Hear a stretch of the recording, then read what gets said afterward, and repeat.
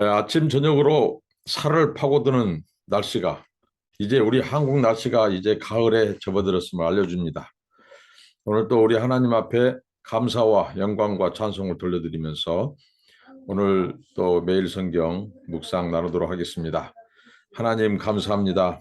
시절을 쫓아 만물과 또 우리 인생들에게 필요한 것을 공급하신 아버지 하나님, 우리가 이런 계절에 변화하는 길목에서 우리 하나님을 찬양하고 감사를 드립니다. 영광을 받아주시고 오늘도 주의 말씀 붙잡고 삽니다. 은혜를 주옵소서. 말씀과 성령으로 충만케 하옵소서. 균형 잡힌 영성을 주옵소서. 주여 오늘도 말씀에 깨달음을 주시고 하나님의 말씀에 붙잡혀서 살게 하옵소서. 오늘의 은혜를 내려 주시옵소서. 성령으로 충만케 하옵소서. 주님과 동행하는 한 날 되게 하옵소서. 예수님의 이름으로 기도합나이다. 아멘. 눈을 들어 산을 보니 찬송합니다. 눈을 들어 산을 보니 도움 어디서 오나. 천지 지은 주 하나님 나를 도와주시네. 나의 발이 실족지 않게 주께 깨어 지키며 택한 백성 항상 지켜 길이 보호하시네. 도우시는 하나님이 내게 그늘 되시니 낮의 해와 밤이 달이 너를 상치 않겠네. 내게 화를 주지 않고 혼을 보호하시며 너의 출입 지금부터 영영 인도하시리. 아멘. 하나님의 말씀은 사무엘합니다. 2장 1절로 11절입니다. 그 후에 다시 여호와께 여쭈아르되 내가 유다 한 성읍으로 올라가리이까. 여호와께서 이르시되 올라가라. 다시 아르되 어디로 가리이까. 이르시되 헤브론으로 갈지니라. 다시 그의 두 아내 이스라엘 여인 아히노함과 갈멜 사람 나발의 아내였던 아비가일을 데리고 그리로 올라갈 때에 또 자기와 함께한 추종자들과 그들의 가족들을 다시 다 데리고 올라가서 헤브론 각 성읍에 살게 하니라. 유다 사람들이 와서 거기서 다윗에게 기름을 부어 유다 족속의 왕으로 삼았더라. 어떤 사람이 다윗에게 말하여 이르되 사울을 장사한 사람은 길르앗 야베스 사람들이니이다 하매 다윗이 길르앗 야베스 사람들에게 전령들을 보내 그들에게 이르되 너희가 너희 주 사울에게 이처럼 은혜를 베풀어 그를 장사하였으니 여호와께 복을 받을지어다. 너희가 이 일을 하였으니 이제 여호와께서 은혜와 진리로 너희에게 베푸시기를 원하고 나도 이 선한 일을 너희에게 갚으리니 이제 너희는 손을 강하게 하고 담대히 할지니라. 너희 주 사울이 죽었고 유다 족속이 내게 기름을 부어 그들의 왕으로 삼았음이니라 하니라. 사울의 군 사령관 네레의 아들 아브넬이 이미 사울의 아들 이스보셋을 데리고 마하나임으로 건너가 길르앗과 아술과 이스라엘과 아브라임과 베냐민 온 이스라엘의 왕으로 삼았더라. 사울의 아들 이스보셋이 이스라엘 왕이 될 때에 나이가 40세이며 두 해 동안 왕위에 있으니라. 유다 족속은 다윗을 따르니 다윗이 헤브론에서 유다 족속의 왕이 된 나수는 7년 6개월이더라. 아멘. 한 나라의 왕은 두 명일 수가 없습니다. 어떤 나라든지 어떤 시대든지 왕은 한 명입니다. 왕이 두 명이면 반드시 그곳에서는 권력 다툼이 있죠. 왕위 정탈전이 있습니다. 이제 사울이 죽었죠. 근데 이스라엘의 지금 이 과도기, 이제 하나님께서는 이미 다윗을 왕으로 지명하셨고 이스라엘의 2대 왕, 사울의 뒤를 이어서 2대 왕으로 이미 내정됐고 기름 부음 받았습니다. 사울이 죽었습니다. 그런데 사울이 죽었으나 다윗이 왕이 되는 길은 순탄치만은 안 했습니다. 오늘 우리가 인생을 살아감에 있어서 우리가 분명히 하나님의 뜻이다. 그리고 하나님이 함께 하신다. 하나님이 일하고 계신다. 이런 상황들, 그런 상황들이 있죠. 그리고 다윗 같은 경우는 지금 이제 이미 그의 정적 사울도 죽었죠. 이제 모든 것이 순탄하게 될 것만 같이 보이는 순간이죠. 어, 그런데 오늘 되어진 일들은 그렇게 순탄하게 되어지지만 않는다는 거죠. 이것을 지금 교훈을 하고 있는데 이제 다윗이 하나님께 여쭙습니다. 사울이 죽은 이후에 하나님께 여쭈는데 하나님께 어떻게 여쭈냐면요. 내가 유다 한 성읍으로 올라가리까 말리까. 그래서 하나님께서 올라가라. 그러면 어느로 올라갑니까? 하나님이 다 대답해 줍니다. 헤브론으로 갈지니라. 다 다윗의 생애 가운데 다윗은 결코 자신의 때를 스스로 결정하거나 판단하지 않았다는 거죠. 반드시 그는 하나님께 물었습니다. 이것은 다윗의 거룩한 버릇, 거룩한 습관이라고 볼 수 있죠. 우리에게도 이 거룩한 영적인 습관이 필요합니다. 그것은 바로 크고 작은 일에, 작은 일이든 큰 일이든 하나님 앞에 묻는 습관, 묻는 자세가 필요한데 다윗이 그렇게 했다는 거죠. 사무엘서에 보면 다윗이 버림받은 사울과 달랐던 점은 다윗은 끊임없이 하나님의 주권 앞에 자신의 모든 생각과 결정과 이런 것들을 내려놓고 하나님께 물었다는 사실이죠. 다윗이 오늘도 하나님께 묻습니다. 하나님과의 관계 안에서 그는 모든 일들을 풀어갔어요. 그래서 우리가 때를 분별하는 것이 매우 중요합니다. 영적으로 때를 분별하는 건 매우 중요한데 그것은 하나님께 물음으로 기도함으로 가능하다는 거죠. 매사를 하나님께 여쭈는 태도가 우리에게 필요합니다. 우리가 그런 부분은 다윗을 통해서 본받을 점이고요. 그래서 하나님께서 다윗에게 유다의 성읍으로 올라가라. 그곳이 바로 헤브론이다. 헤브론은 우리가 성경에 보면 도피성 중에서 이제 고의적으로 사람을 죽이지 않고 응급결에 실수로 죽인 경우 하나님께서는 그들을 이제 도피성이라는 곳에서 피할 수 있도록 배려를 하셨죠. 그래서 헤브론은 도피성 중에 가장 큰 도시였고 갈렙이 정복에서 취한 도시였고 제사장들에게 할당된 도시가 바로 이 역사와 전통이 빛나는 그 유다에서 그 헤브론 땅에서 유다의 왕이 되도록 하나님께서 말씀하셨죠. 그래서 여기에 동행했던 그 추종자들 들이 함께 가고요. 그리고 이 다윗의 두 아내 아히노암과 아비가일도 거기에 합류합니다. 헤브론에서 이스라엘의 왕이 아닌 다윗이 유다의 왕으로 7년 반을 그곳에서 거하게 되죠. 근데 7년 반 중에서 마지막 2년 동안 이제 불가피하게 다윗은 이 사울의 세력들과 내란을 치우게 됩니다. 하나님의 섭리에 의해서 장차 이스라엘의 왕이 된 이 다윗이지만 그 길이 순탄치만은 않다는 거죠. 그러니까 우리가 신앙생활함에 있어서 무슨 일이 분명히 하나님의 뜻이에요. 근데 그 하나님이 그 뜻을 이룸에 있어서 순탄치만은 않다는 거죠. 우리에게 기도를 요구하고 인내를 요구하고 영적인 전투를 요구하는 거예요. 수고를 요구하고 땀을 요구하고 하나님의 역사는 결코 그저 되는 법이 없다는 사실을 우리가 아예 원칙으로 알아야 한다는 거죠. 무슨 일이 쉽게 풀린 것 같지만 그 일이 완전히 이루어지기까지 일이 다 풀렸다고 생각할 수 있고 순탄하게 되었다고 생각하는데 마무리될 때까지 다 이루어지기까지 끝난 것은 아니라는 거죠. 영적인 싸움에서 하나님은 이미 그의 주권과 섭리 아래서 다윗을 왕으로 기름 부었고 하나님이 왕으로 이미 그를 지명했어요. 그럴 때 다윗이 왕이 되는 것이죠. 그럼에도 불구하고 완전한 왕이 되기까지 이스라엘의 통일 왕국을 이루기까지 길은 순탄치 않았다는 사실.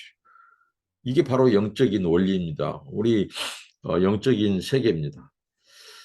그러니까 우리에게 끝까지 하나님께서는 하나님이 하나님을 의지하게 만든 거예요. 우리 기도를 요구하시고 우리 수고와 땀과 이 쟁취한 믿음을 필요로 하는 거죠. 그러니까 무슨 일이 순조롭게 되어가고 하는 그때야말로 더 기도해야 될 때예요. 더 방심해서는 안 된다는 거예요. 하나님이 우리가 하나님의 주권과 섭리 아래서 하나님 우리를 인도하시지만 그것이 이루어진 과정은 왜 그럴까요? 방해 세력이 있기 때문 것입니다. 우리는 영적인 싸움을 해야 되기 때문에 영적인 싸움은 분명히 사탄의 방해가 있고 도전이 있습니다. 그렇기 때문에 이 영적인 싸움을 이기는 게 기도죠. 하나님이 기도를 요구합니다. 그리고 끝까지 하나님은 믿음을 요구하고 인내를 요구합니다. 그래서 내가 했다. 너희가 한 것이 아니라 내가 했다는 것을 하나님이 보여주기 위해서 알게 하기 위해서 깨닫게 하기 위해서 순탄한 것 같지만은 하나님은 끝까지 우리로 하여금 기도와 수고와 땀을 요구한다는 거죠. 이게 우리가 기억해야 한다는 거죠. 그러면서 이제 오늘 여기 길르앗 야베스 사람들에 대한 얘기가 나오는데 이 길르앗 야베스 사람들은 이미 죽은 이 사울이 길르앗 야베스 사람들이 이제 그 굉장히 사울을 존경할 수밖에 없었던 것이 뭐냐면 사울이 그 길르앗 야베스 사람들을 암몬 사람들이 길르앗 야베스 사람들의 이 오른쪽 눈을 빼는 그래서 노예로 삼으려고 했을 때에 사울이 극적으로 그들을 구원해준 생명의 은인과도 같습니다. 그래서 길르앗 야베스 사람들은 사울을 존경했고요. 그다음에 이 사울은 이 사울을 존경했고 사울이 이제 이 길보아 전투에서 죽었을 때 그 사울의 시체를 벳산 성벽에 그들이 내걸고 그럴 때에 어느 누구도 두려워서 그 시체 가까이 가지러 가지 못했죠. 그런데 그들이 유언을 들어쓰고 길르앗 야벳 사람들이 사울의 시신을 수습에다가 그들이 장례를 치러준 일이 있습니다. 근데 그렇기 때문에 그들은 북쪽 지역의 사람들로 굉장히 친사울적인 사람들이에요. 근데 이제 다윗이 이 전령을 통해서 길르앗 야베스 사람들이 여차여차해서 이게 사울에게 이 그 선의를 베풀었다고 시체를 찾아다가 장례를 치렀다는 소식을 들어요. 그래서 다윗이 이걸 놓치지 않고 그 길르앗 야베스 사람들을 칭찬을 해줍니다. 사울에게 베푼 선의 그 호의를 기억하고 그래서 그들에게 칭찬을 해주죠. 그래서 하나님의 축복을 그들이 빌어줍니다. 이 요지는 뭐냐면 이제 사울은 너희들이 존경한 사울은 이미 죽었습니다. 그렇지만 하나님은 은혜를 길르앗 야베스 사람 당신들에게 은혜를 계속해서 주실 것입니다. 누구를 통해서요? 바로 유대 사람들이 왕으로 삼은 나 바울을 나 이 다윗을 통해서 여러분들에게 은혜를 베풀 겁니다. 그 말이 거기에 녹아져 있다는 거죠. 그러니까 결국 무엇일까요? 하나님의 은혜는 이제 사울의 뒤를 이어 왕으로 삼은 저를 통해서 나타날 겁니다. 그러니까 그 말은 곧 길르앗 야베스 사람들이 협조를 부탁합니다. 그러니까 자신의 왕권을 지지하기를 다윗은 원했다는 거죠. 예, 그래야 이 길르앗 야베스 사람들이 다윗의 왕권을 인정하게 되면 다윗은 천군만마를 얻은 것처럼 북쪽 지파 사람들이 누구보다 사울을 지지했던 길르앗 야베스 사람들이 다윗을 지지하게 되면 이제 그는 순탄하게 다윗의 왕권이 정착해 갈 것을 다윗은 알았던 것입니다. 그래서 그것을 칭찬하고 격려해 주죠. 그런데 항상 좋은 일에 호사다마란 말처럼 좋은 일에는 이 방해 세력들이 있습니다. 자, 오늘 여기 등장한 사람이 누구냐면 아브넬이죠. 이 아브넬은 바로 사울을 도왔던 사람이죠. 근데 이 아브넬이 사울의 아들 이스보셋을 왕으로 세워버린 거죠. 그래서 자기가 섭정하는 거죠. 사울의 아들 이스보셋을 일종의 허위 왕으로 바지 왕으로 만들어 놓고 자기가 실권을 거머쥐려고 하는 야망을 가졌던 사람이에요. 이 아브넬이 그래서 마하나임이라는 곳에서 사울의 아들 이스보셋을 왕으로 세웁니다. 그러니까 다윗은 헤브론에서 7년 6개월 동안 왕을 하면서 남은 2년 동안을 이 예로함과 싸웠다는 거죠. 거기에 바로 아브넬이 있었고 또 그 아브넬이 이스보셋 사울의 아들 이스보셋을 왕으로 세우고 다윗 왕권에 도전하는 거죠. 그러니까 하나님이 우리를 인정하시고 함께하면 모든 것이 순조롭게 될 것 같은 이것은 어떻게 보면 우리의 환상이다. 다윗의 삶은 현실적으로 지금 호락호락하지 않았습니다. 녹록지 않았습니다. 이미 하나님이 그를 왕으로 세웠지만 그를 인정하고 함께 하시지만 모든 것이 하나님의 뜻이 완전히 이루어지기까지 순탄하지 않았다는 거죠. 왜냐하면 이 아브넬이 사울 집안의 아브넬이 사울의 아들 이스보엘을 옹립해서 왕으로 세워서 다윗을 지금 대적한다는 거죠. 그래서 하나님이 동행하시고 우리를 복 주시면 모든 것이 평탄할 것이다. 그런 생각은 우리가 아예 하지 말아야 됩니다.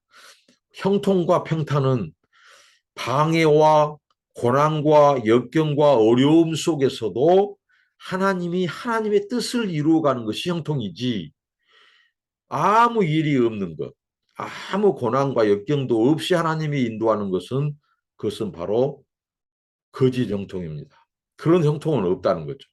형통은 방해 세력들의 방해 안 될 것 같고 여러 우여곡절이 있지만 하나님은 끝내 그 고난 속에서도 도전과 방해 속에서도 하나님의 뜻을 우리를 통해서 이루어 가시는 것 그게 진정한 형통이라는 거죠. 그리고 여기 이스보셋이라고 하는 이름의 뜻에서 이 사울이 어떤 사람이었던가를 알 수 있죠. 이스보셋이라고 하는 뜻의 이름을 추적해 가면 이 바알의 사람, 바알은 존재한다라는 뜻을 가진 이름이에요.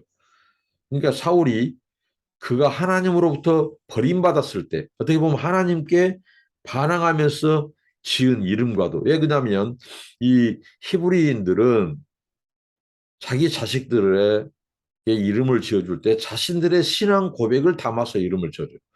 근데 이스보셋이라고 하는 이 사울의 아들 이름 속에 이 바알이 존재합니다. 이 바알의 사람이란 뜻이죠. 바알 숭배자란 뜻이죠. 그러니까 사울이 그 아들의 이름을 지은 속에 자기의 마음을 담고 있다는 거죠. 사울의 신앙이 거기에 녹아 있어요. 이스보셋의 이름을 통해 사울이 하나님의 버림을 그러니까 하나님께 버림받은 사울이 이스보셋의 이름을 통해서 하나님께 저항하는 불만을 표시하는 거기에 사울의 불신앙이 거기에 내재되어 있다는 것이죠. 그러니까 이 사무엘서 기자는 바로 사울의 아들 이름을 이스보셋이라고 지은 그 사울의 모습 속에서 사울은 결코 하나님의 왕으로서의 선택을 받지 못한 자라는 거죠. 그런 부자격자라는 거죠. 사울이 하나님께 버림받은 것은 그에게 이 버림받을 만한 것이 사울에게 있었다는 거죠. 하나님이 버렸지만 이미 하나님의 버림을 받을 만한 사람이었다는 것을 강조하는 것입니다.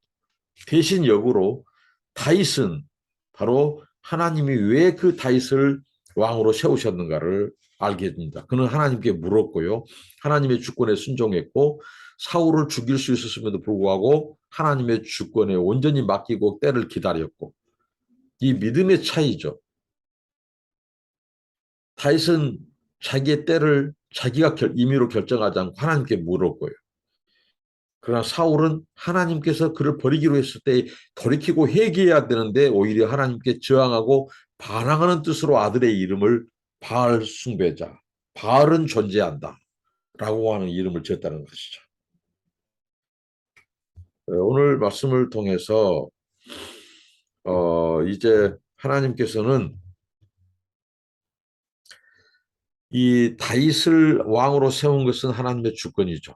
사울을 버린 것도 하나님의 주권입니다. 그런데 다윗은 하나님께서 이 다윗을 왜 왕으로 하나님께서 세우시고 그를 돕고 하나님의 뜻을 맡기시고 인도하시는가를 보여주고, 사울은 왜 버림받았고 한가를 보여주고 있습니다. 그러면서 다윗의 이, 이 다윗이 왕이 되기까지 순탄치 않음을, 그러니까 분명히 방해와 도전 세력이 있다는 것. 이 하나님의 역사, 하나님의 나라 자체가 그렇습니다. 우리 구원 역사가 이스라엘의 역사 속에서도, 교회의 역사 속에서도, 우리들의 삶 속에서도 끊임없이 하나님의 뜻을 방해하고 도전하는 어둠의 세력들, 이 사탄 마귀의 도전이 있다는 거죠. 그런 속에서도 하나님은 하나님의 때에 하나님의 방법으로 하나님의 뜻을 이루어가는 분입니다. 거기에 필요한 것은 다윗과 같이 하나님과 향한 믿음, 그리고 온전한 신뢰, 순종, 하나님의 주권을 인정하고 때를 기다리는 것. 이게 필요하고요. 끝까지 기도하고 하나님께 묻고 우리의 수고와 희생과 이 쟁취하는 믿음이 우리에게 요구된다는 것입니다. 기도하겠습니다. 하나님 감사합니다. 다윗이 이제 헤브론에서 왕이 되었지만 사울의 이 남은 세력들, 사울 집안의 아버지 하나님 사람들이 다윗이 왕 된 것을 거부하고 아버지 하나님 이스보셋을 세워서 아버지 하나님 한 나라에 두 명의 왕이 되고 마는 이런 상황 속에서 아버지여, 다윗이 왜 하나님 앞에 선택받았고 하나님께 왕으로서 부름받았는지, 그리고 사울은 왜 버림받았는지를 살펴보았습니다. 그리고 우리의 신앙생활에 있어서 끊임없이 하나님이 주의 뜻을 이루어가는 과정 속에서도 아버지 하나님 끝까지 우리가 방심할 수 없는 그런 방해와 도전이 있다는 사실 앞에서 우리가 깨어있게 하시고 기도하게 하시고 끝까지 하나님을 의지하게 하시고 나의 결정, 내가 때를 결정하지 않게 하시고 하나님의 주권에 기도로 의지하고 하나님의 때에 하나님의 방법으로 뜻을 이루어감에 있어서 우리가 온전히 믿음으로 반응하고 하나님께 순종함으로 나아가서 하나님의 뜻을 이루는 하나님의 사람들로 쓰임받게 하옵소서. 예수님의 이름으로 기도합니다. 아멘. 감사합니다.